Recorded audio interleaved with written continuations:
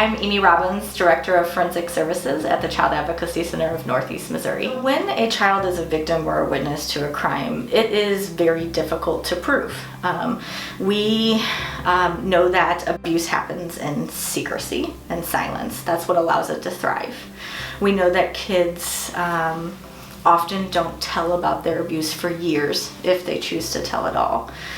We know that they are typically abused by someone that they know, or as we explain to the kids, the 3 L's, that they like, love, or live with. So with that dynamic also comes these 2 relationships, and one that is abusive and one that is probably positive to them in some way. So choosing to tell, and especially choosing to tell against a parent, a caretaker, someone they rely on to meet their basic needs, is a huge burden that they have to overcome.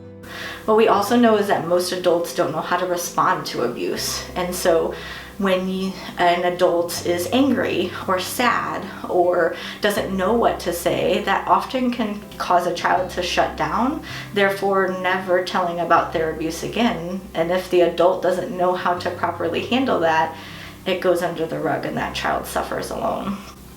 We know that it's important for our community, our jurors, those who are going to be involved in these cases, to know these dynamics.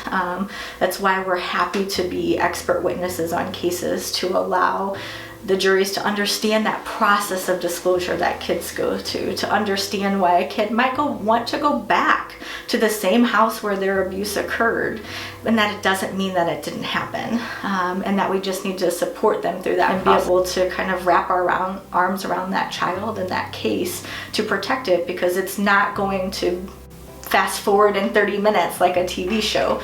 Our cases can take years before they progress through the criminal justice system. So the child that presents in front of that jury, in front of that judge, is not the same child who sat in front of us. And so those interviews, the Advocacy Center as a whole, to be able to provide those supports and make sure that kids don't stand alone, is just imperative for our community to have as a resource and for our kids and families.